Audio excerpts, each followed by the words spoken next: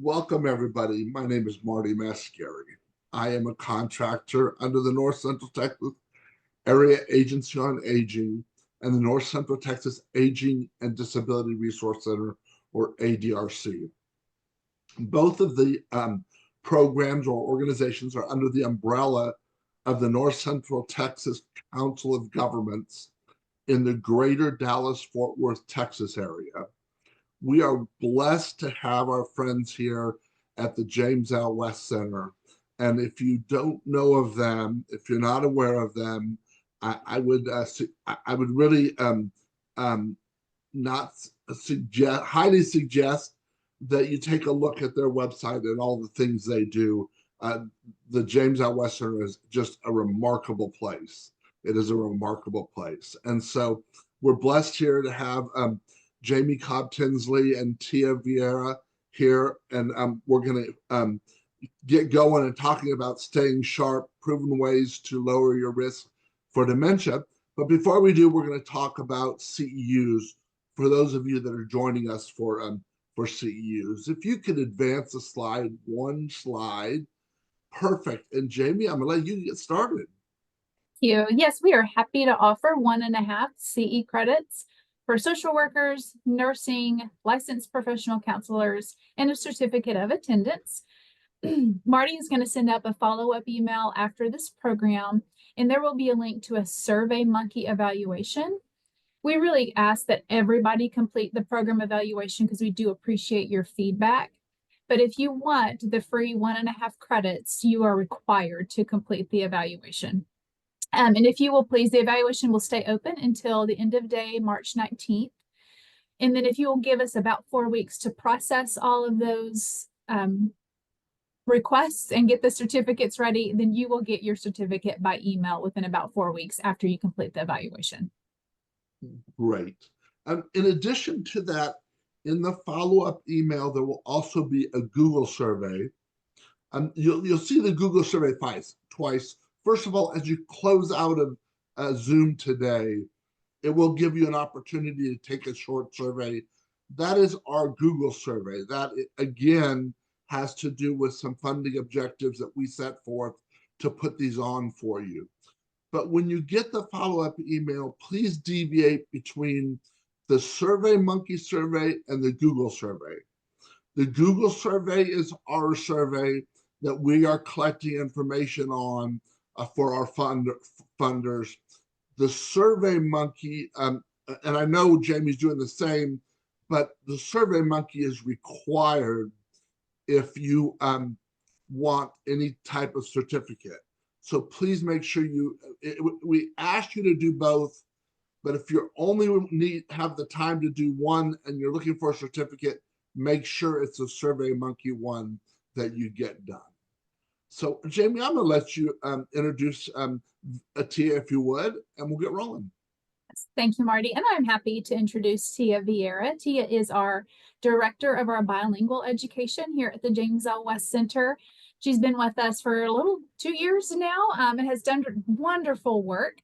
She's done programs with Marty that are in Spanish, but we're happy for her to do our program today in English over about staying sharp and lowering your risk. She's also a dementia care expert, and you are in good hands with Tia. So Tia, I'm going to turn it over to you. Thank you, Jamie, and hello to everybody. It's nice to be here today.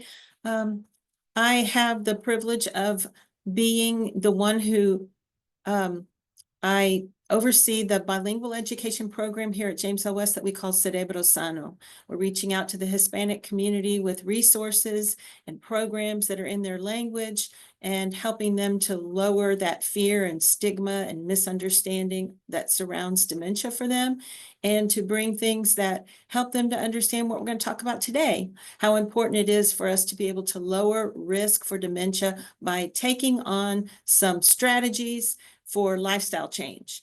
And then I help those who are care partners and caregivers, both professional and those who are family caregivers and care partners, to know how to navigate this difficult, arduous, and long road that can have many happy moments, but it's still a hard process with dementia.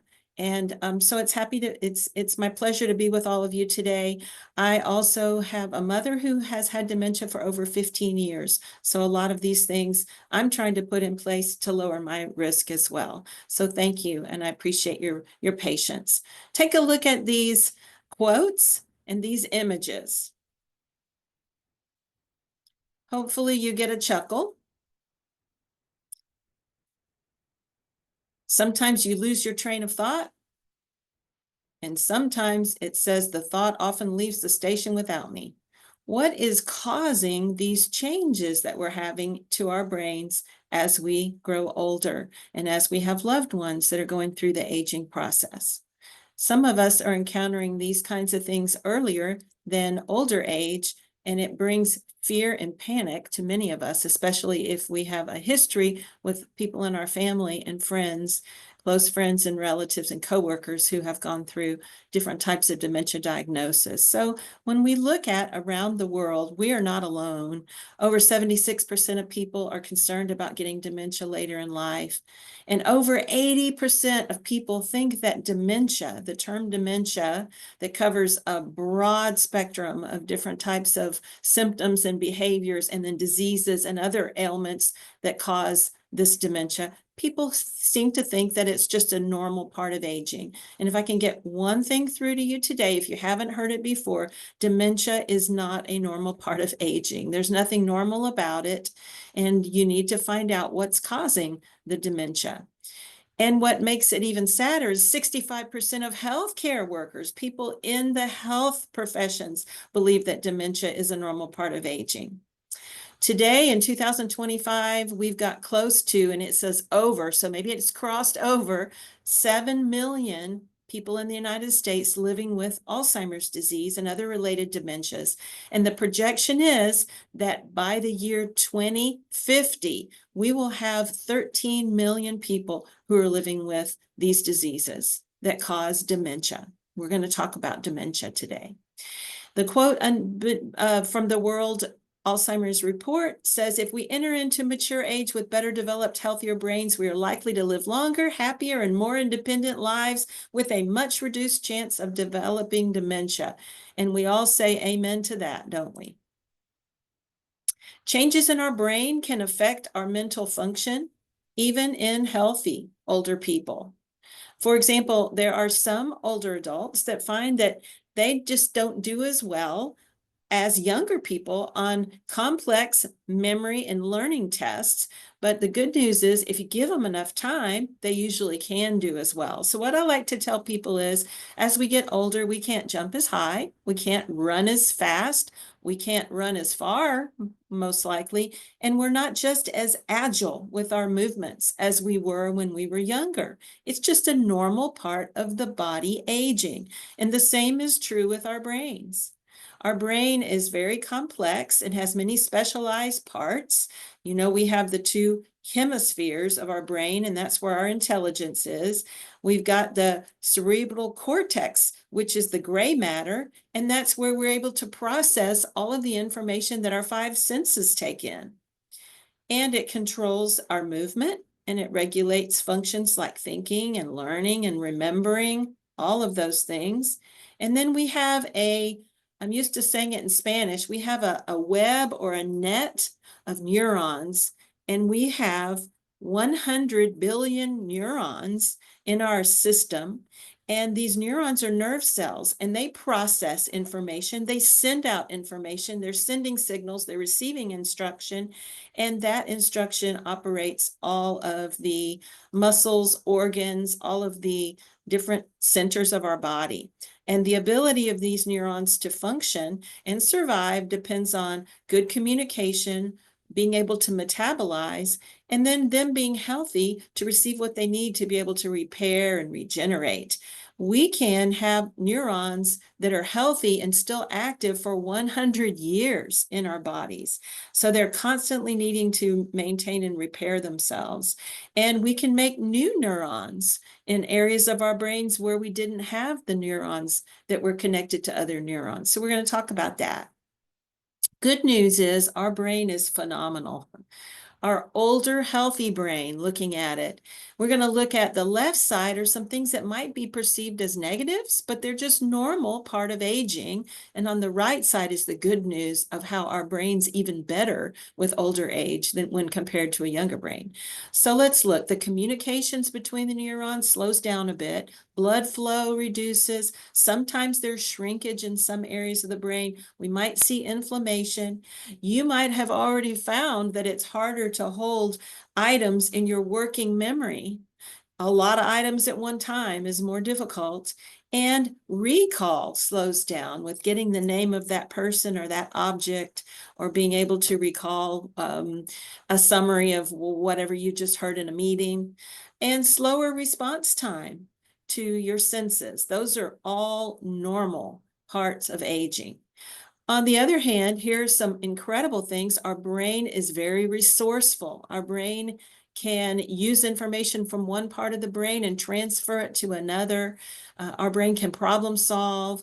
We can comprehend, and we have general knowledge because we've lived a little bit of time. So we've built into that knowledge, and life has taught us a lot of wisdom. We can perceive emotions of other people a lot better in older age than younger age, and we can make better decisions. We talk about neuroplasticity. So that's the way that the brain can forge new neural pathways to areas of our brain where there didn't exist that pathway before. And it can generate, it can reproduce, make more neurons, connect more neurons through synapses to other neurons. That's plasticity. And cognitive reserve means that our brains are able, even if they have suffered some damage or a part of it has been disrupted, our brains are able to compensate and use other areas of our brains as we age. All right, let's talk about dementia really quickly. A lot of you have seen this before, that dementia just means that you have problems with thinking, memory, processing, problem solving, having good judgment, changes that are drastic in personality. All of these have to do with confusion and disorientation, but we call it dementia if it's severe enough to affect a person's day-to-day living. If it's severe enough to interfere with your daily functioning, it's called dementia. But dementia in and of itself is not a disease. Dementia is a general, what we call umbrella term, and it represents all of those symptoms that I mentioned. Normally, there are at least 2 brain functions that are affected at one time. Like it says here, impaired judgment, memory loss, language, movement, the ability to take in information through your senses. You have at least 2. 2 or more brain functions are impaired, and it is not a normal part of aging. Dementia can make you confused and unable to remember people and names, and it can also change your personality and really affect your social behavior. So just like cancer, that's another umbrella term, general umbrella term. You write cancer on the front of the umbrella, and then underneath the umbrella, you've got prostate cancer, breast cancer, colon cancer, lung cancer, different types of cancer. The same is true with dementia. These are a few under this umbrella that are irreversible, or we call them progressive dementias. They are not reversible, and they are caused by diseases, and the diseases have names. So let's just take a look at a few of the big ones here. So Alzheimer's disease, you've all heard about those. The hallmark of Alzheimer's disease, upon autopsy and now through scans, scientists can see the accumulation of protein plaques. There's beta amyloid plaque, it's sticky. There's tau, which is another type of plaque, and they're called tau tangles because they come unwound and deposit themselves. They affect the neurons as well as the spaces between neurons called synapses. Alzheimer's disease is not curable, and they are working feverishly for a cure. They're trying to see if they remove the beta amyloid plaque and the tau accumulations, if it's going to help someone to have better cognition. There are medications that have recently been released onto the market.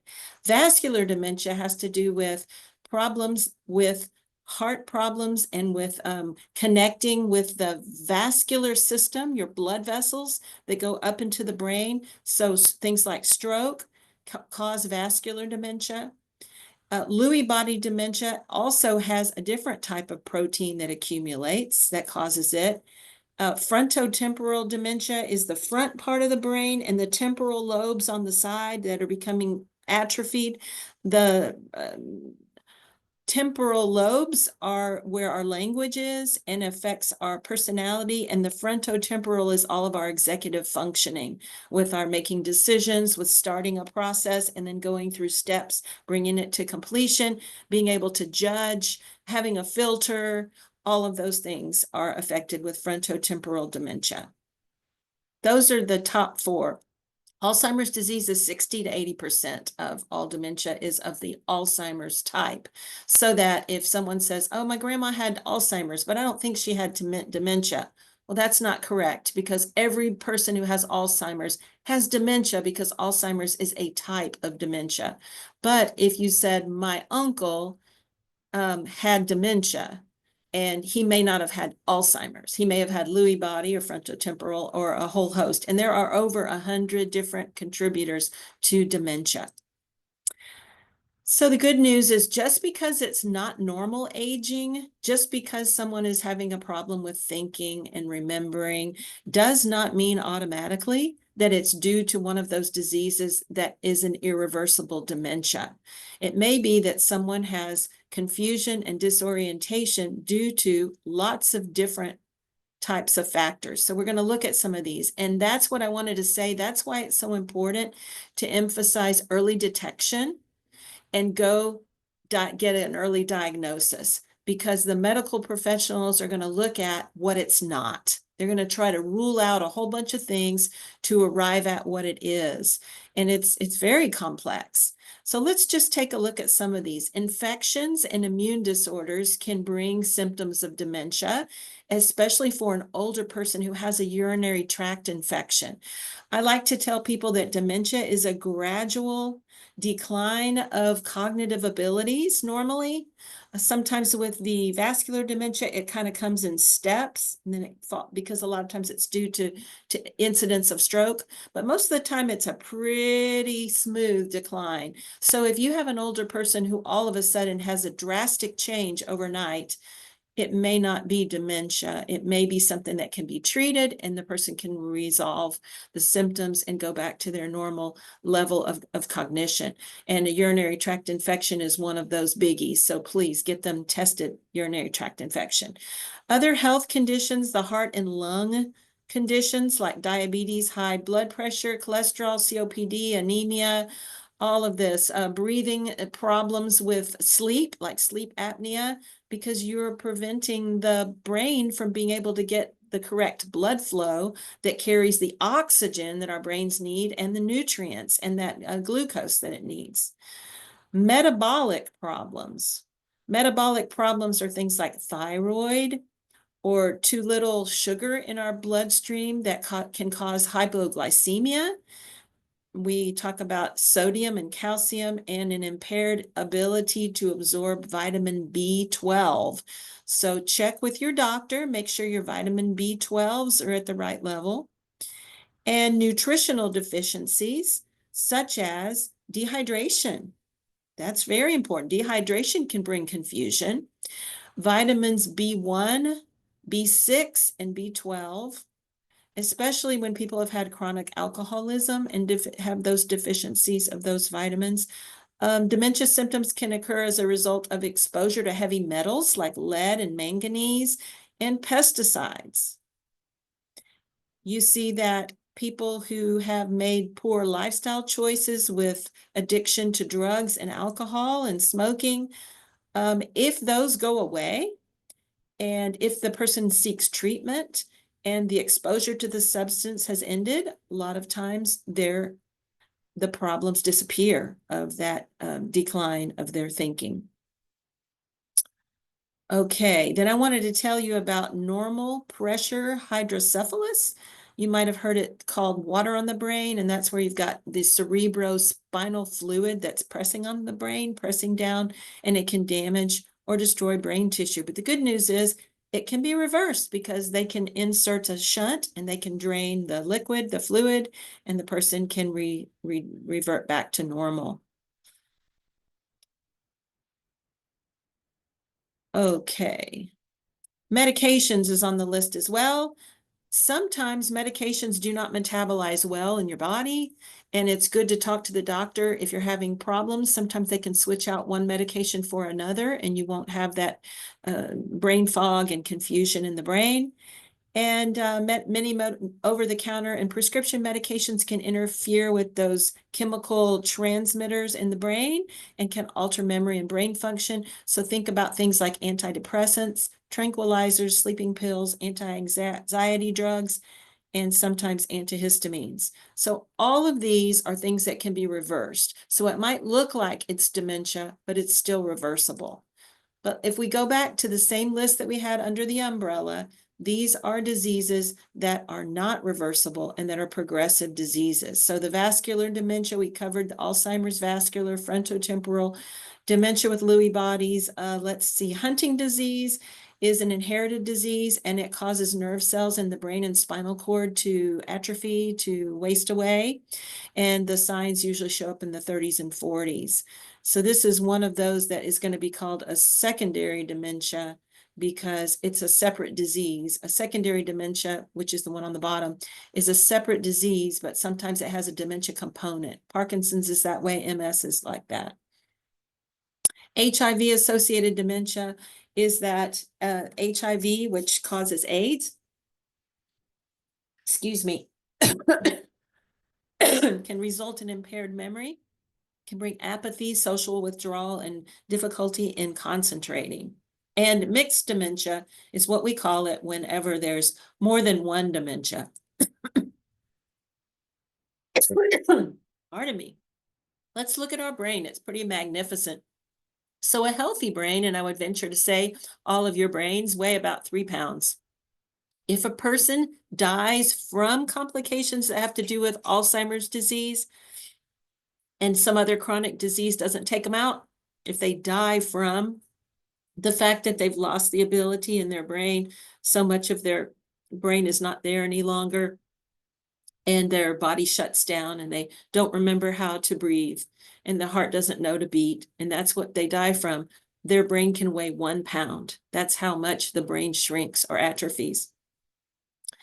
Our brain consumes 20 to 25% of oxygen. That's why we need to have a good source of oxygen coming in. That's why the cardiovascular system, it's so important that we keep that healthy. It consumes 25% of our body's nutrients. Glucose supply, 70%. And you've heard people called fatheads. Well, it is true. Our brain is our fattest organ. Up to 60% of our brain is made of fat. Each neuron has the ability to connect to at least one neuron, and some can connect to 10,000 neurons with those synapses, with those connections. We can strengthen and make neurons throughout our lives, and we have the potential to use up to 100% of our brains. Thank you all for answering those who joined on earlier in the program before we got started. You gave me the areas that you thought we were going to focus on today, and most of you were spot on. So we're going to talk about these 6 main areas that scientific studies have shown that impact brain health. So one is going to be our diet, then exercise, getting quality sleep and good duration of sleep, managing our stress, being socially connected, and challenging our brain. Let's look at the risk factors. These are the main risk factors for dementia. So age, right now they say that people over age 65 have about a 1 in 6 chance to develop dementia. By the time they get to be 85, it's 1 in 3, or some studies show half. That's a big jump. So dementia affects people at older ages. That's not to say it doesn't affect someone in their 40s or their 50s, and rarely in their 30s. Early onset dementia can affect people, but it does not affect children and teenagers and young adults. Yes, your family may have something to do with it. If you look at this pie chart, it shows that 30% of our risk is connected to our genetics. So if you inherit genes, let's say Alzheimer's, and you have the genes that are prevalent in families where people have Alzheimer's, if you have one copy from one parent, your risk goes up. If you get another copy from your other parent, your risk doubles. But it does not mean that you will have the dementia disease. Does not mean, it just means that your propensity is higher, your risk goes up, but you can still live a full and free life implementing some of these healthy lifestyle choices that we're going to talk about. So don't let it make you afraid. Yes, genetics plays a part, but they are most of the time not deterministic genes. Okay, deterministic genes mean if you inherit that gene, you can't escape it. And most of these with these dementia diseases, the genes that you inherit are not deterministic. And it's only like 1% of the population that will inherit a deterministic gene that will mean that they will have dementia. Mild cognitive impairment is often what they term in the doctor's office, in the psychologist's office, for people who are starting to show confusion and disorientation, but it's not severe enough to affect their being able to take care of themselves day to day. They'll term it mild cognitive impairment. Usually they'll run tests and that'll be a baseline, and they'll invite somebody to come back in 6 months to a year and they'll test them again. If someone's in mild cognitive impairment, about 40% of those who are diagnosed with MCI will develop dementia within 3 years. And Down syndrome individuals with Down syndrome are living a lot longer due to all of our great advances in medicine. And we didn't used to see Alzheimer's in Down syndrome patients, but now we do. And about 50% of people who have Down syndrome will have dementia. That doesn't seem fair, does it? All right. Known risk factors that we can influence. Think about this. What's good for your heart is good for your brain. So that heavy alcohol use and smoking, and they say not only does smoking increase your odds, they're saying that if you combine those two, smoking with heavy alcohol use, that means that you could be diagnosed with Alzheimer's 6 to 7 years earlier. So it's important to control that, alcohol use and smoking. Atherosclerosis, that's where you have a buildup of fats and other substances on your artery walls. That's that plaque that gets there. It puts you at significant risk for vascular dementia because it's going to interfere with blood flow to your brain, and reduced blood flow to the brain can cause vascular dementia. High or low blood pressure that's untreated. That's very important because, of course, there you go. You've got to get the blood to the brain. Cholesterol, especially this LDL, the low density lipoprotein cholesterol, that's our bad cholesterol. It can significantly increase our risk of developing vascular dementia. High homocysteine, research has shown that a higher than average blood level of homocysteine, which is a type of amino acid, is a strong risk factor for the development of Alzheimer's disease and vascular dementia. We look at depression, okay, head injury. This was something fascinating. I heard a researcher talk that he was doing a study with rats, and they tapped the rat on the head, and within 30 minutes, they could see the formation of those tau tangles inside of a rat. So we need to always protect our heads. Depression is interesting. They said that most of the time, it's when you have depression in later life that is a warning sign, and not so much if you've had long-term depression. And they think that maybe that having depression is actually due to the fact that the person is struggling with dementia and feeling depressed in the early stages. But then there are other studies that have shown that depression, because there is so much of that cortisol, the hormone that's very caustic to the brain, that it actually could be causing some of the dementia. Chronic stress, the same thing with that cortisol. Obesity and overweight is also a risk factor, and diabetes is a risk factor. So I'll keep on going here.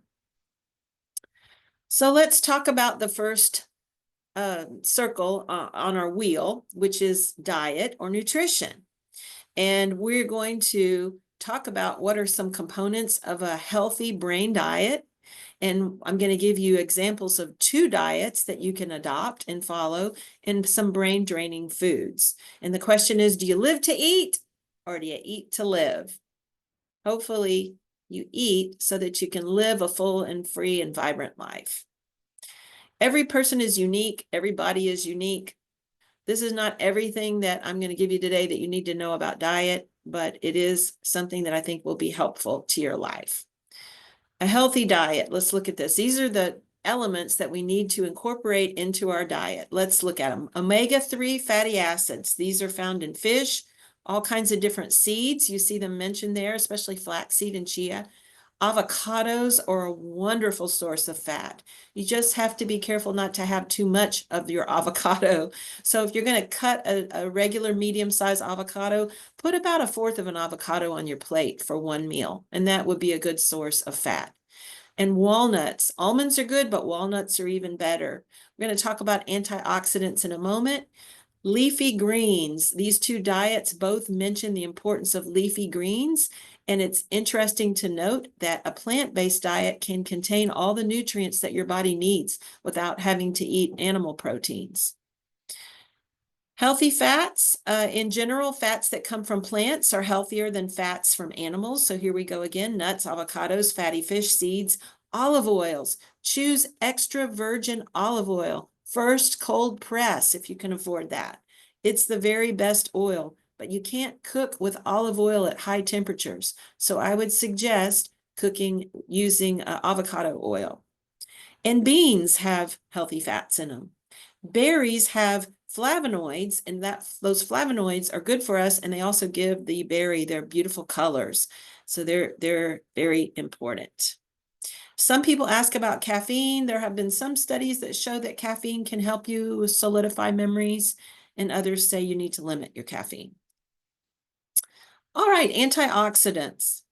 You know how rust gets on a piece of metal and starts to eat away at it? Well, we have things in our environment that are called free radicals. They're unstable, and they are molecules that do that same thing to our cells, to our DNA, and our collagen. They oxidize it, and they are wastes, substances that come from our cells as the body processes food and reacts to our environment. They come in our aging process due to sun exposure and stress, and they can play a part in diseases like cancer, diabetes, and heart disease. There you see free radicals.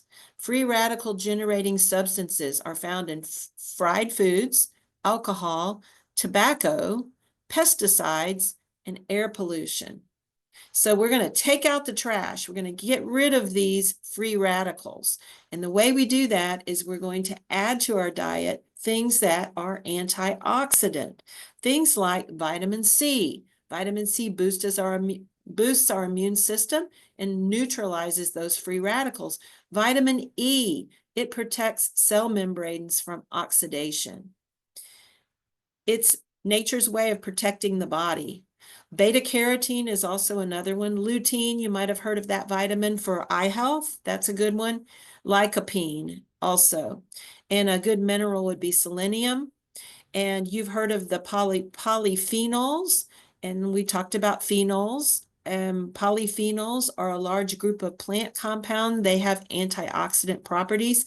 Think things like tea and grapes and berries. We need to take those antioxidants. Here's the first diet I'm going to introduce you to. It's the Mediterranean diet. It not only contains an abundance of healthy food, but it minimizes unhealthy ones. And the unhealthy ones are things like packaged snack foods and sugary desserts. They are loaded with ingredients that are not good for our brains. So if we eat primarily plant-based foods like fruits, vegetables, whole grains, legumes, and nuts, and if we replace butter with fats like olive oil and avocado, and we use herbs and spices instead of a lot of salt to flavor our foods, and we limit red meat to more than just no more than a few times a month. If you look at this pyramid, you see at the bottom, daily physical activity. So they want you to combine exercise. But as you move up the pyramid, these are things that we need to eat less and less of. I do want to say that if you stick to the Mediterranean diet, you decrease your LDL cholesterol, you decrease your risk for cancer, Parkinson's, and Alzheimer's. Look at that, 30 to 50%, and you have a lower risk for cognitive decline. Wine is listed here. They say 1 glass of wine a day for women and 2 glasses of wine per day for men. That should be the limit. Researchers even took a look at the diets of participants and gave them cognitive tests, and they found older people who ate the Mediterranean diet and the MIND, we're going to talk about the MIND diet next, scored better on the test than those who ate less healthy diets. Let's see, replacing red meat with fatty fish like sardines, salmon, catfish, and tuna. You can eat those twice a week. And a good rule is to take your plate and fill half of it with vegetables. The more color, the better, because you're going to have more of those antioxidants and good nutrients. Whole grains versus refined grains. Check your labels in your pastas, your breads, and your cereals. Try to get 100% whole grain. And good grains are oatmeal, quinoa, barley, rye. These are the healthiest whole grains. And the reason that they're healthy is that they leave on the outside husk and the germ, which are better. They're good for our system to have fiber for digestion, and the nutrients are in it instead of removing them and bleaching them like so many times we find in our foods. I always tell people, shop the perimeter of the grocery store. Don't shop in the middle where you have so many foods that are laden with preservatives that help them to have a longer shelf life, but they're not good for us. And the reason a little red wine is good is that it's resveratrol. Resveratrol, I'm not really sure how to pronounce that, but that's the ingredient in red wine. And they say if you don't drink, don't start drinking. All right, here's the MIND diet. And if you take a look at the MIND diet, it's very similar. And the MIND diet stands for the Mediterranean Dash Intervention for Neurodegenerative Delay. And it's borrowing from the Mediterranean diet and the DASH diet, which was a diet for hypertension. But all these diets reduce the risk of cardiovascular conditions, and what's good for our heart is good for the brain. So it's about adding good brain protective foods. That's what it's all about. Even for school-age children, when they had them take this diet, they did better on their IQ tests and their school tests. All right, this one has, instead of having fruits, it mentions berries. So they specifically want you to eat berries. I also wanted to say about cheese. We all love cheese. If you look up what is a serving of cheese, it's usually the size of 2 dice, right? 2 die. Who eats that much cheese? Nobody. It's that it activates in our brain something called casein, which is like crack in the brain, and we crave more and more cheese. So we have to be careful with cheese. It's not unhealthy in and of itself, but too much of it is. Okay, we're moving on to exercise. Canadian study of health and aging suggests that there are positive results no matter how old you are and no matter how much exercise you do. The idea is just get started. It gives you increased blood flow to your brain. It increases the supply of oxygen and nutrients. It boosts your mood and your energy. It sharpens your mental processing. It promotes regeneration of your brain cells and the development of new ones. That's because we've got a constant flow of blood. We get all of that circulation and we get oxygen going to our brain, and it improves our mental functioning. And we even can act 3 years younger than our actual age, those of us who exercise. Another study of adults 65 and older said the risk of developing dementia was 35 to 40% lower for those who exercise 3 or more times a week. Some exercise is better than none. So it can increase the hippocampus. The hippocampus is our recently learned information. Those recently learned memories are in the hippocampus, and it can increase the volume there and in the prefrontal cortex, which we already talked about. Combining aerobics and strength training is better than just one alone. So add strength training to your weekly routine. How much exercise? We say 30 minutes a day, 6 days a week. Here are all the things that it does, wonderful things. Lowering blood pressure, reduces diabetes risk and breast cancer risk and colon cancer risk, strengthens our muscles and our bones so we have fewer falls, can increase the BDNF molecule that encourages growth and strengthens our neurons, maintains our white matter so that our nerve signals can transmit and receive messages.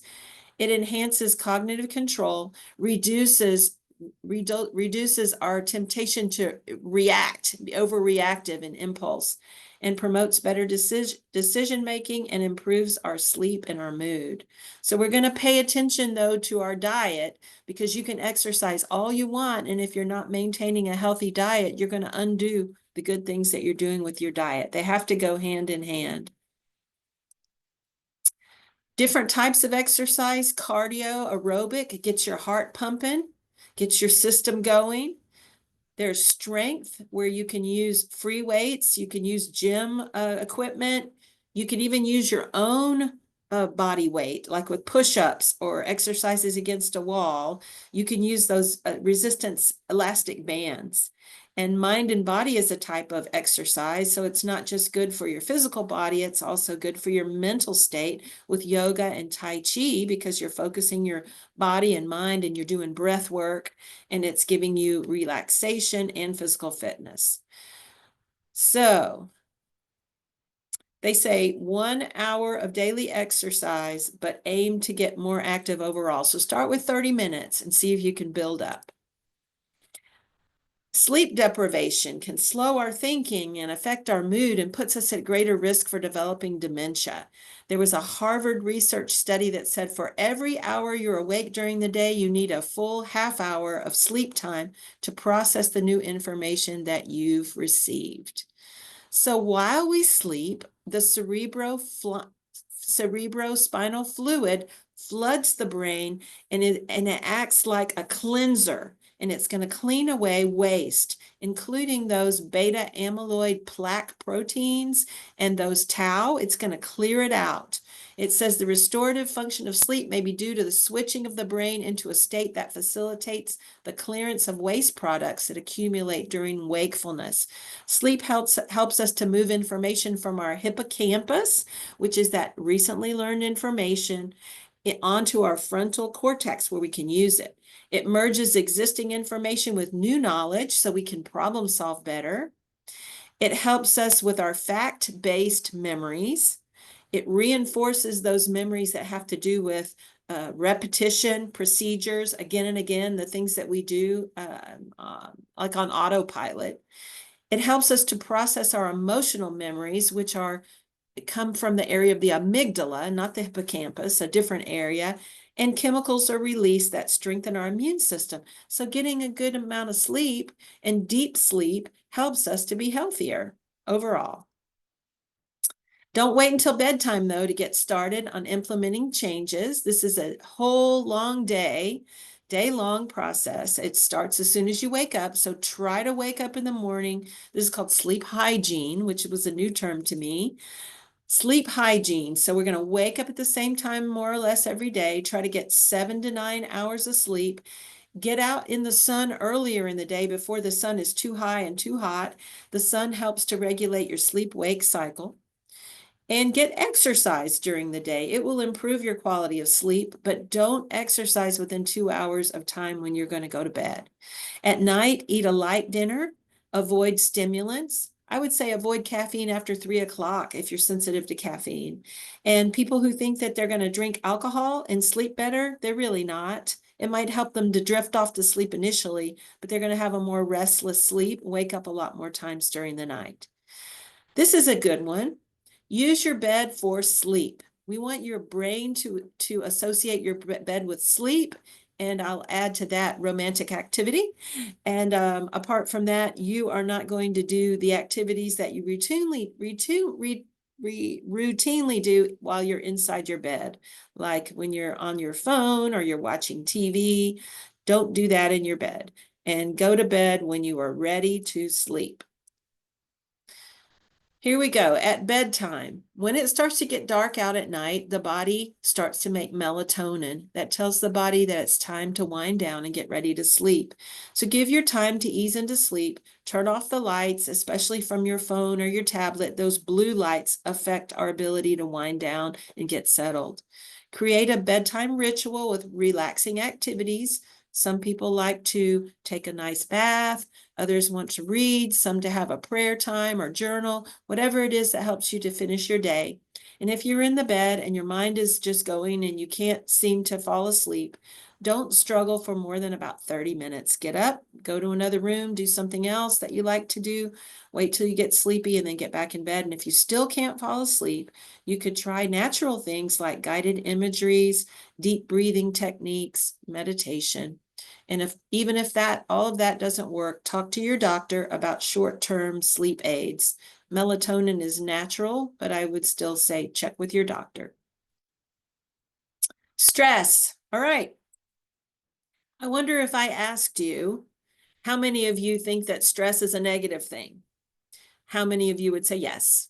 And if I asked you, how many of you think stress can be a positive thing? How many of you would say yes? Well, both of those, being a negative and being a positive, are true. Stress is just neutral. Stress is the reaction that we have. It is how our body responds to any kind of perceived change, demand, or event.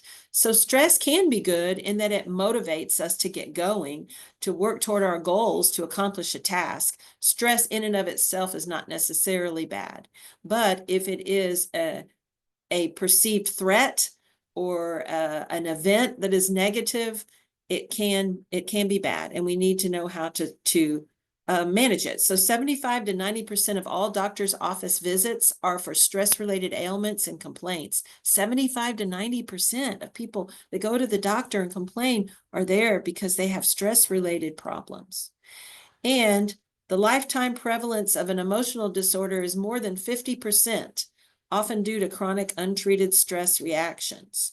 The interesting thing is that sometimes these triggers are internal and sometimes they're external. Demand can come from within yourself when you're hard on yourself, or it can be an outside force. But we cannot avoid all stress. We can lower stress. We can't avoid all stress, but we do need to learn how to manage it. So let's take a look at what happens when we're stressed.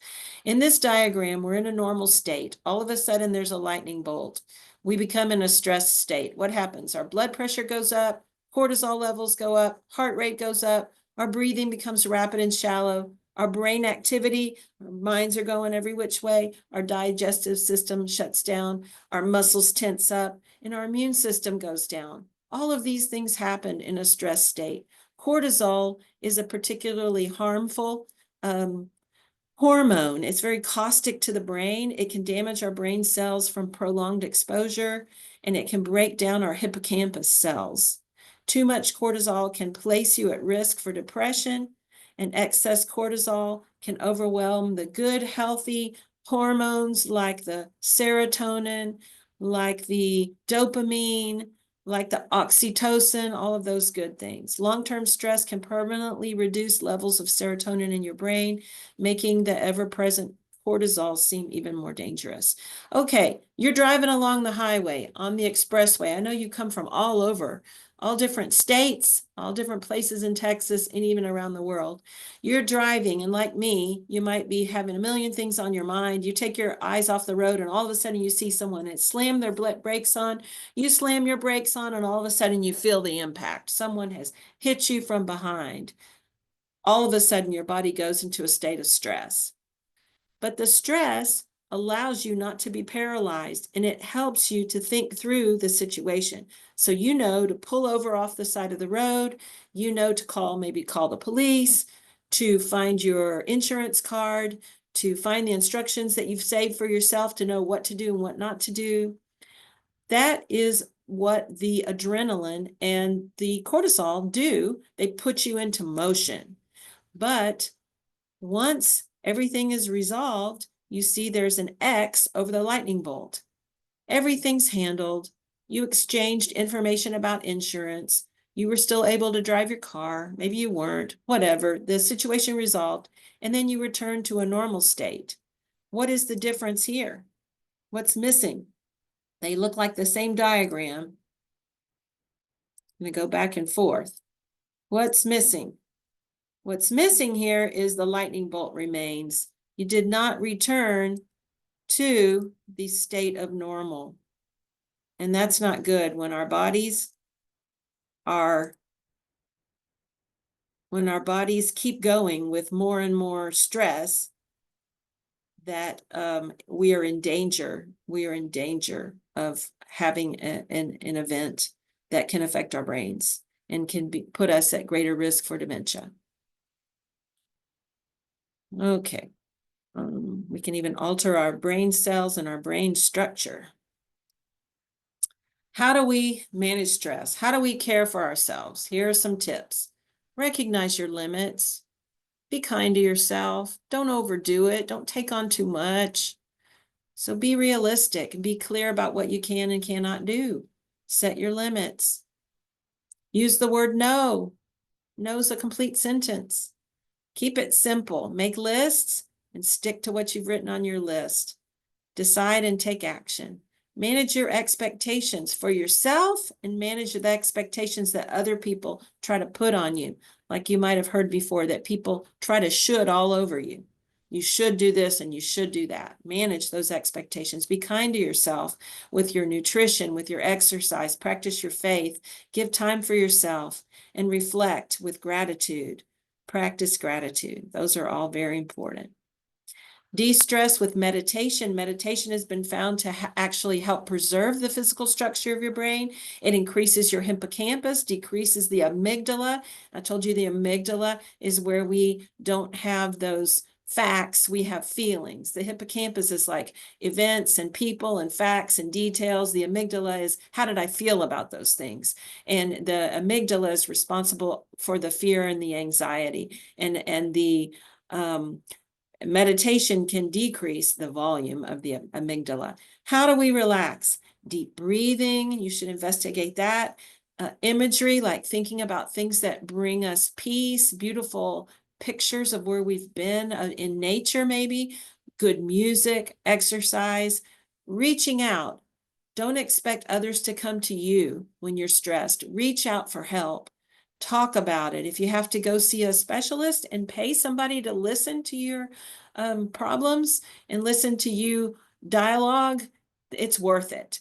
Laughter is amazing. There's something called laughter yoga. You can look it up. And it's you're pretending like you're laughing and then it becomes natural and it's infectious. Journaling, massage, who doesn't love a good massage, and learn how to say no. Brain fitness. The more you stimulate and challenge your brain, you are offsetting the effects of aging and you're reducing your risk for dementia. So you're going to challenge your brain. That's going to give you more of that plasticity and build the cognitive reserve. Lifelong learning. Lifelong learning is what it's all about. Brain fitness. 3 rules for brain fitness is novelty. So you want to work at learning something new so you can build new neural pathways and strengthen your neurons, get yourself out of your comfort zone. Variety, don't do the same thing all the time. Mix it up with different types of activities and challenge. Progressively, it needs to get more difficult. And here are some ways that we can aim for brain fitness through games, through travel. Think about when you go travel. You have to plan. That uses your brain. You're learning new things. You're learning how to be flexible and switch as you go. You're getting out of your comfort zone. You meet new people, trying new food. Cultures. I went to a museum last weekend and I learned a lot. I think I was helping my brain. Music. Music is good. It improves your mood. It takes you back to the past. Learning how to play an instrument's amazing. Learning a new language is amazing for your brain. Puzzles. Puzzles are good. Crossword puzzles, word searches, Sudoku, all of that's good. But just make sure that you are with increasing difficulty. That's challenging your brain. Go back to these tried and true sayings of the old folks, your grandparents, your parents, and then try to fill in the blanks. I'm going to call these out and I'm going to let you speak to your computer monitor. A bed of, nails. A drop in the, did I hear it? Bucket. A bolt out of the or from the blue. A knee-jerk reaction. A leopard cannot change its spots. All that glitters is not gold. Backseat driver. Better late than never. Bonnie and Clyde. I bet you got all of them.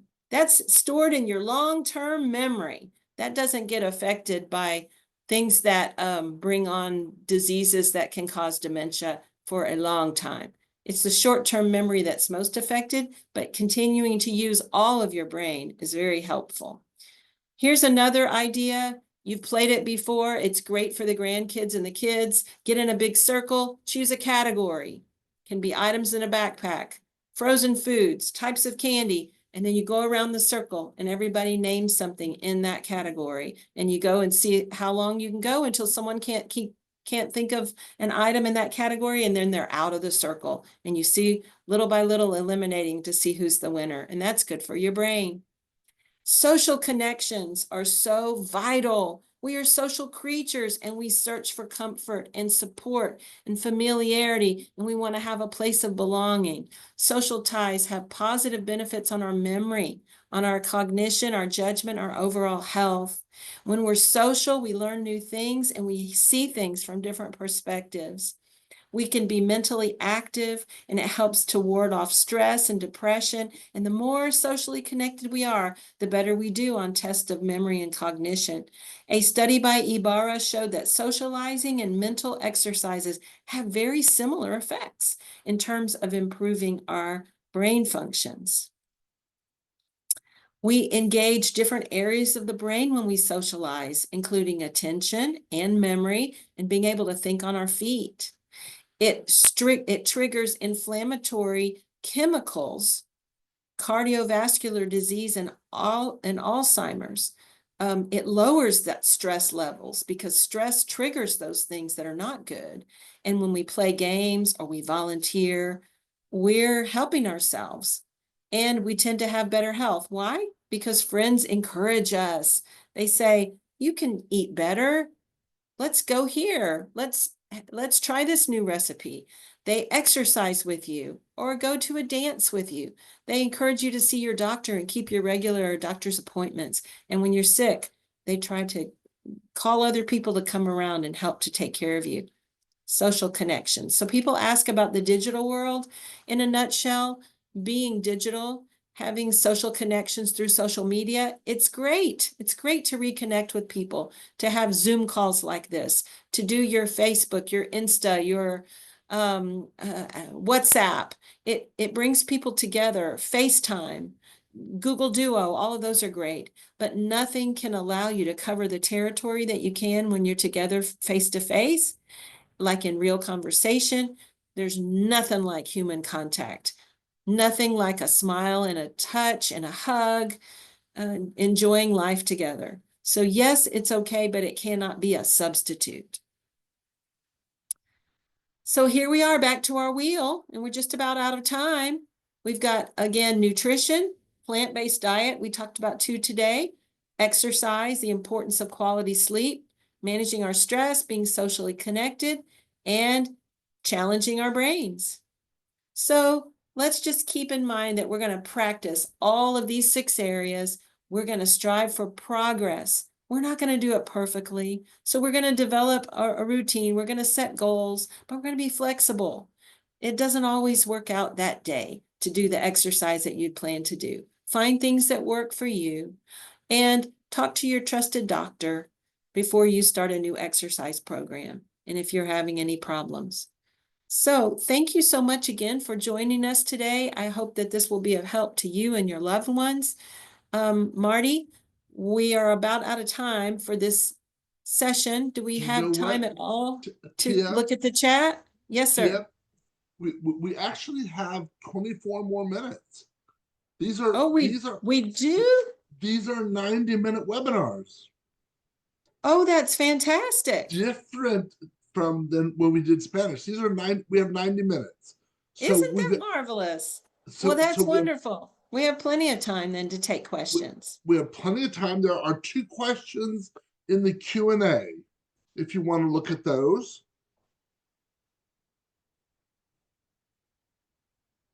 Okay. Are you Um, seeing those? I I don't can. see, I Okay, don't. it's Oh, here okay. we go. I see it. I see it.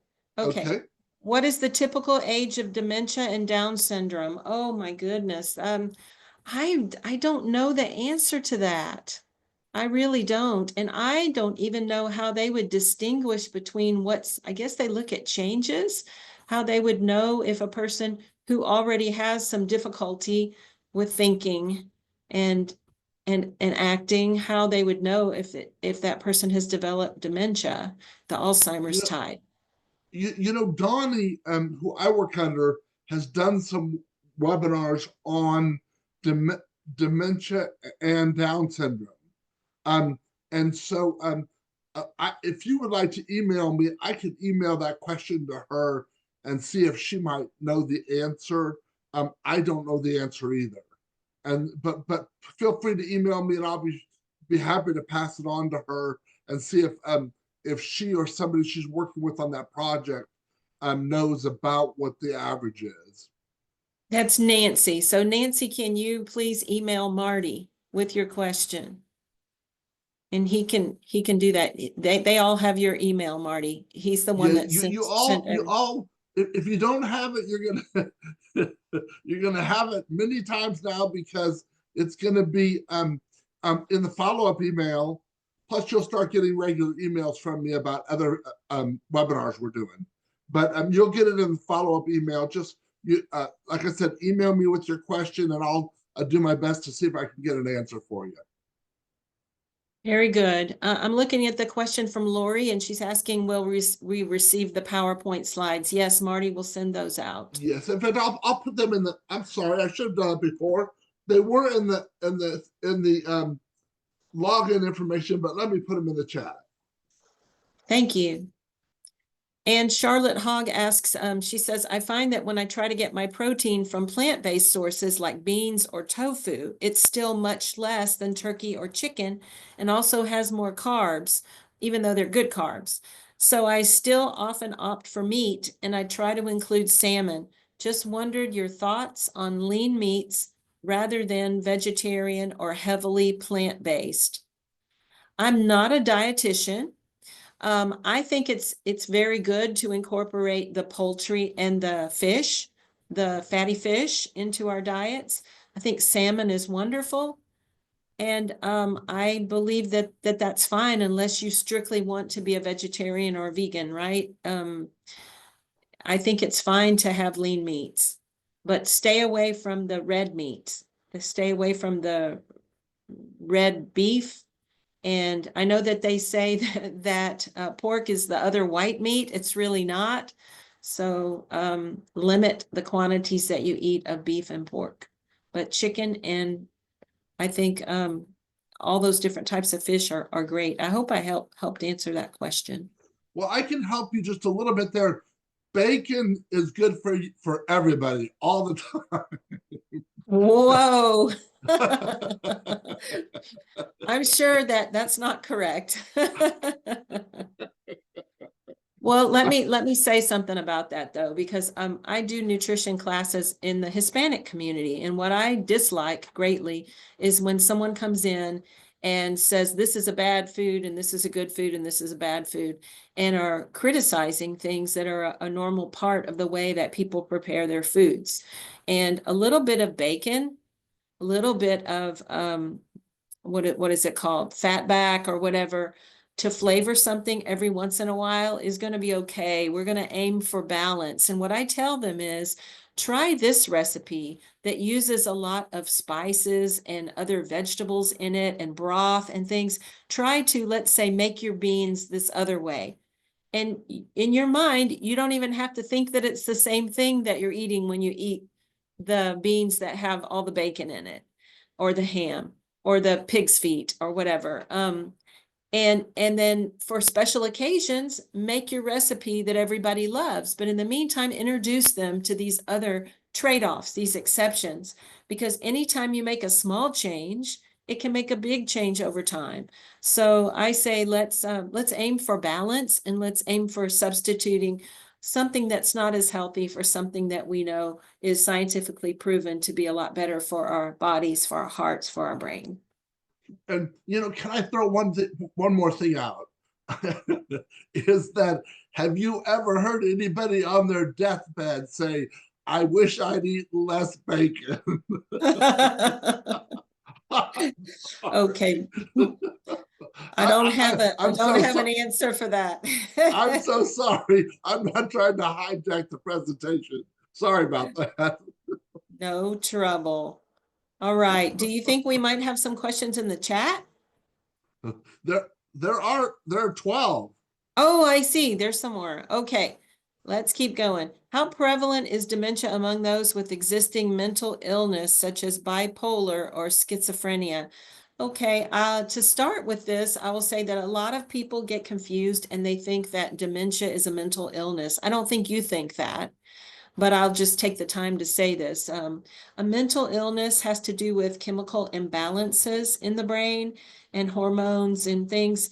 Dementia are forces that are coming against the organ of the brain itself, not the mind.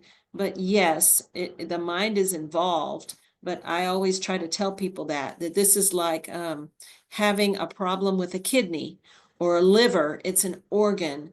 It's not a mental issue, mental illness. But I don't know if they've done studies to look at mental illness and see how many of those that suffer with a mental illness have dementia. I haven't seen a study or read a study like that before in my education. I'm not a medical person and I'm not a dietitian. I'm an educator. But that's very interesting. I might want to look into that to see if I can answer the question for myself. And I'd love to pass that along. Okay, do you offer volunteering opportunities? Oh, yes, James L. West has a lot of volunteer opportunities if you live local, Vanny. You can come and get in touch with us. You can reach out to me, or you can reach out to Marty and get Jamie's information, and we can hook you up. We'd love to have you get involved. Do you get enough protein with total plant-based diet? And that's what it's saying. It's saying, yes, that you can with eating your legumes and eating your plant. You'd be surprised at how many things have protein that are plant-based. And with your nuts and the grains and seeds, that yes, they say people who eat a total plant-based diet can get enough protein. The modified DASH Mediterranean diet. Do you know of stats of obtaining a new degree impact on dementia? The impact on dementia with modifying the DASH and Mediterranean. I know that the DASH diet, it was mainly for hypertension. And then they took the DASH diet and they connected it to the Mediterranean diet, and it became called the MIND diet. And they said the DASH diet wasn't measuring dementia, but we know that hypertension impacts dementia. So I don't know of stats right now to give them to you. But Lori, I could find them if you want to email me. I'm seeing advantages to wearable technology to monitor your body. Oh, absolutely. With the watches and now rings. Yes, thank you for that. What are the tests that can be asked for to check for potential dementia? Okay, really quick, what they're going to do is they're going to do blood work. They're going to do scans. They may do an MRI just to make sure that they don't see the prevalence of past strokes there. And they can also see on an MRI if you've had any atrophy or shrinkage of the brain. PET scans are very expensive. I'm in a scientific study where they do a PET scan every 2 years to look at my brain. In a PET scan, they can actually see the presence of those beta amyloid protein plaques and those tau tangles. They're going to send you for the psychological testing where they ask you a lot of questions to really challenge your memory. And then they'll have you come back again, like I said, after you have a baseline. Those are different tests that they use. They may do balance test. So just get started. Start with your regular family doctor, your practitioner, and then that person might send you to some specialists to go and run some tests. Is keto diet beneficial or best avoided? Well, keto is a very, very low carb diet and high fat. And I am not a dietitian. I wouldn't venture to say that you should or you should not, because we are all very different. Don't really know how to address that for dementia. I think we aim for balance and getting all of these different food groups in, and keto is very strict. And I don't know the answer to that. I'm sorry. How does one Again, determine what's that? if you're wanting some of, if we don't have the answers to some of these and you're looking for them, if you'll send me an email, I'll send it to somebody and they may or may not know. I don't know, but I'll be happy to send it to forward it to someone if you want to send them to me. I am so sorry. I don't mean to interrupt you. Oh, thank you for that. I appreciate that. How does one determine dementia or normal aging process in a patient 91 years of age, behaviors, forgetfulness, agitation, etc.? I think the same way that you determine looking at the signs and the symptoms, you might want to go and look up 10 signs of dementia or of Alzheimer's, and you'll just see. But a person with 91 years old may be showing signs of dementia, because that is, but there are some 91-year-olds. I'm with a 95-year-old man regularly, and his mind is sharp as a tack. So it's not a normal part of aging. But like I said, age is the biggest factor for it affecting people. Yeah, everybody's different. So I'd say one thing that I tell people is I tell them to take even something as simple as a legal pad and start jotting down things that you're seeing in your loved one that are troubling, and then put a date next to it. Just keep a log, and you're going to start to see patterns emerge. And that way, when you go to the doctor, you can bring it to the attention of the doctor. Sometimes you're not able to talk about it with the person there in the room. I've even called ahead and asked the physician assistant to help to set me up with an appointment to see the doctor, or have a phone call with the doctor to alert them before they see the patient. Sometimes that's helpful. Do you have anything else to say, Marty, about that? No, I don't. No, I don't. I'm trying to catch up. There's some things in the chat, but someone had asked about how far volunteers. I think you're just going to have to call the James Al West Center and ask. I don't. They live in Waxahachie, and I don't know if they have any volunteer opportunities for people virtually to do things in different areas of the state or the country. But again, I think if you call the James Al West Center and talk to their volunteer coordination. Do you have a volunteer coordinator? We don't, but each of us utilizes volunteers in a variety of ways. But that's very curious, that idea about helping virtually, helping online. Don't know what the needs might be for that for long distance, but I'm sure you could contact Jamie Cobb Tinsley. She's the one that introduced me at the beginning. Yeah, yeah. I don't know about local support groups or anything anything like that. I don't know what there is that between virtually or locally in other areas. So reach out to the center and see. Sure. As There's far as volunteer opportunities to help me with the bilingual education program is to help to table at events, to talk to people. when we are doing like a Dementia Live, I would train you to do a simulation to help people to understand what it's like to walk in the shoes of someone with dementia. And there are roles that you can play to help me with that. All kinds of things, making packets and preparing literature and making mailings. But you just have to contact me or contact Jamie or Holly, who you might know comes on here quite a lot. She runs all of our care partner and caregiver support groups in English here at James L. West. So go ahead. I'm sorry. And Go I ahead. lost my train of thought. I was Like that video. um,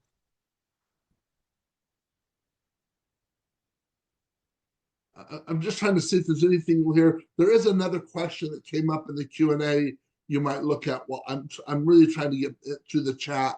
There's comments about people and diets that they've been on and that kind of thing. But I'm trying Okay. to make sure we don't have. Okay, I might have skipped one here in the Q&A. What are your thoughts on getting tested for the APOE gene? Oh, that's a loaded question. Yes, it depends on who you ask. Like I said, it's not a deterministic gene. So it's just going to tell you that you have a higher risk. But I try to explain it like this. If you have two sisters, they grew up in the same environment, they have the same parentage, they never left their small town. One of them has a gene that puts her at a higher risk for breast cancer, and she gets breast cancer. The other has the exact same gene, but she doesn't have breast cancer. And we don't really know why one got it and one didn't. With dementia, it's like that with the Alzheimer's gene, the APOE3 and E4. You might want to find out, am I at higher risk? But for some people, that's going to trouble them and they're going to worry all the time. For others, it might be good to know because that would maybe be more of a deterrent towards some of the destructive behaviors and lifestyle choices, and they may make modifications there that can help them to lower risk. So I don't think it's bad, but I don't necessarily think that it has a lot of benefit in that it's just going to tell you that you have a higher risk, but everybody's different. TL asks if they could be unmuted, and we do not unmute people. Oh, good. I see you just put your question in the Q&A. We do not unmute people we're in webinar format, and that's because of the numbers. We had about 225 at one point in time. We still have 188 people online. And when we start unmuting people, it gets very hard to manage, and that's why we asked you to use the Q&A if you have any questions. But there's two new questions there in the Q&A for you. Okay, I'm putting my email in the chat. So if it's too much because it's going to be too hard for you to write your question there, please feel free to contact me through email. Okay, how does someone keep their brain healthy if they're working in an extremely stressful environment? Oh, I feel for you if you're talking about yourself. Taking breaks is really wonderful. If you get a lunch, try to go on a day like we're having today in Fort Worth and get out and soak up the vitamin D from the sun. Take some deep breaths, move, get one of those articulating desks that you can stand up and sit down. Help yourself by getting alone and doing things that fuel you and that spark joy in your life. I'm someone who loves to get out in a forest and take a walk. So try to find those moments. But if it's an extremely stressful environment, make sure you take your PTO, you take your days off. Don't let them accumulate. Take them, maybe go ahead and calendar them in, because you do need time for yourself. You do need to be kind to yourself. You will burn out. That's a very good question. We all need to know, how do we keep our brain healthy in an extremely stressful environment?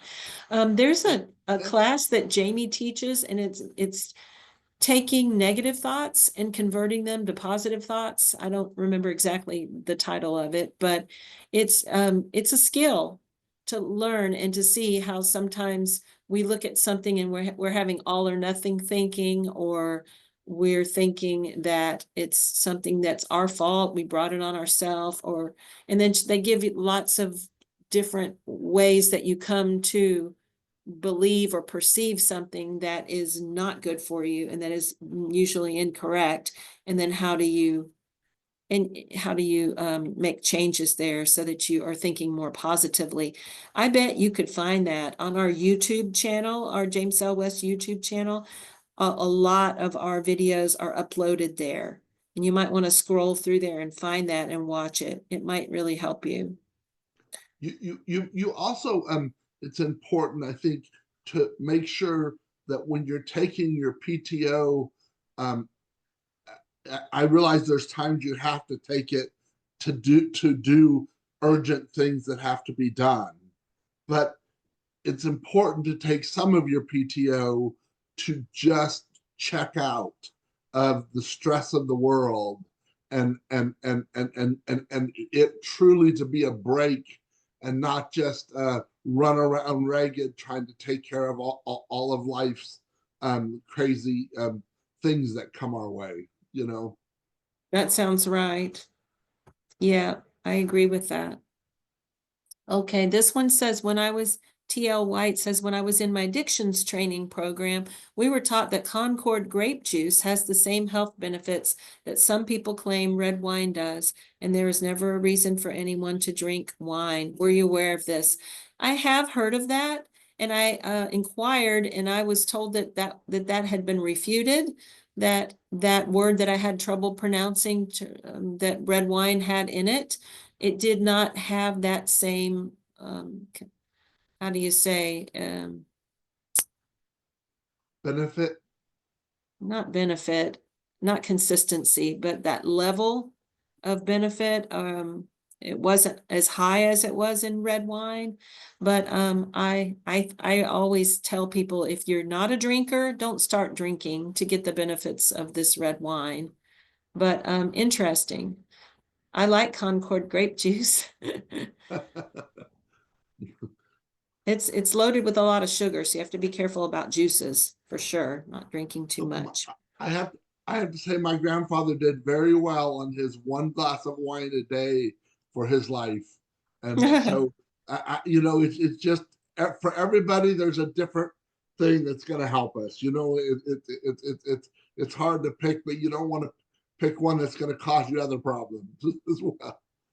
Sure, but I would say go ahead and drink your grape juice. It's got good properties and benefits too. Concentration, that's what I was going to say. It doesn't have the concentration of that substance that the red wine has, not to the same degree. All right. I think we're about to the end. What were you going to say, Marty? At the very end of the chat, it says, and I don't know if they're asking this question to us, whether, I guess it's host and panelists, so it is us. What about the teeter inversion table? Oh, I know what that is. My husband used that. There are several on the market. I thought that table that kind of makes you go upside down, that the reason was to take the pressure off of certain parts of the body. And the blood tends to rush to the head. And maybe that's why you have the question. I don't know the answer to that. I've not ever heard about that, but I'm thinking that our focus is more on circulating the blood, on getting ourselves moving so that the blood can go all through our veins and our arteries and go to our brains. I don't know how tilting backward, if it has a lot of benefit or not. You all have some wonderful questions, things that I want to research.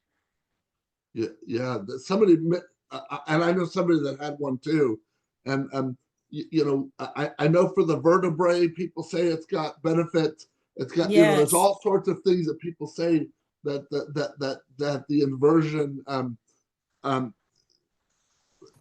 machines can possibly help with. Yeah.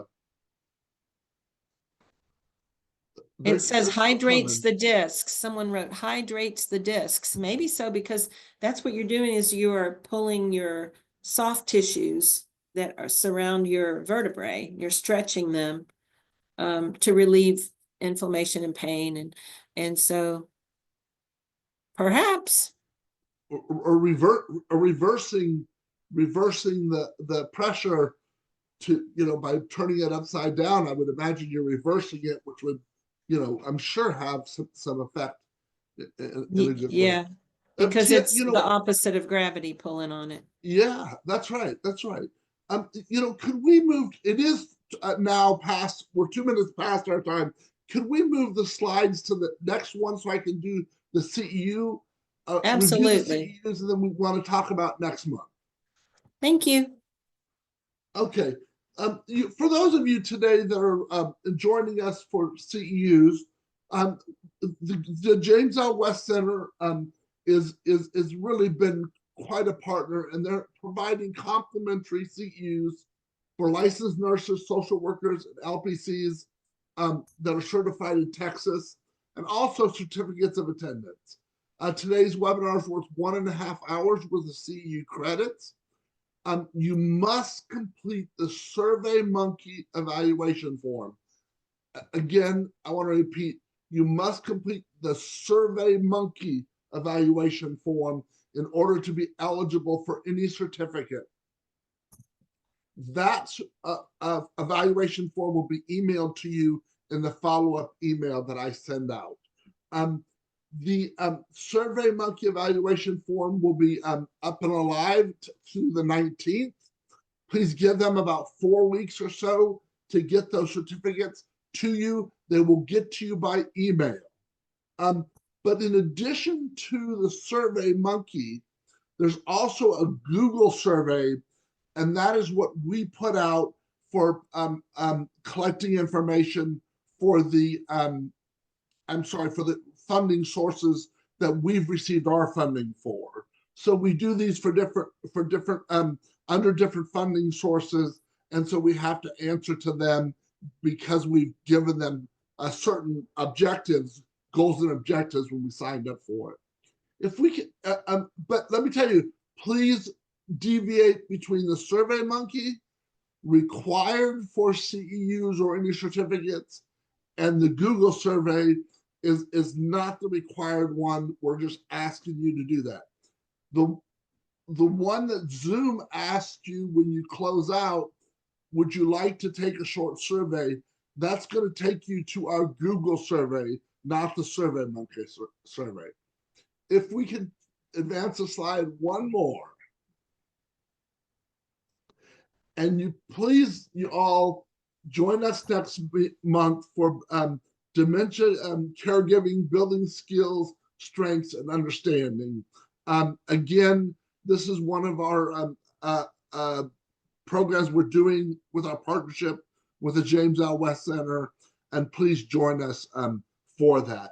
Is there anything else? You know, I got to make sure. Did everyone get these slides? And I want to do one thing. I want to post real quick because I have it up here. Just in case you want it now, which some people I know will. I had it up here. Here it is, right here. The post survey, the post webinar survey, I will also post in the chat right now. So there's your post. There is the SurveyMonkey survey. So you've got it right there if you'd like to have it, but it will also be emailed to you. Anything else, Tim? No, I thank all of you for joining us today. It's been a pleasure. I hope that this can be of great benefit to you as you are really giving your all for your brain health in 2025. Like I say, small changes make big changes. So Keep on going. Tia, it was an outstanding job, really. I'm so glad. And I say this to you because I've only heard you present in Spanish before. And so I didn't understand a single word after you said hola. and truly, I am truly impressed by your knowledge and all of the information you shared. It was very, very, very impressive, Tia. Thank you so very much. That's very kind. Thank you very much. I'm glad that you enjoyed it. All right, we'll do it again another time. You all, thank you so much for joining us. Please help us share the information about the next webinar and all the webinars. And we hope to see you all soon. Take care. Bye-bye now. Bye-bye.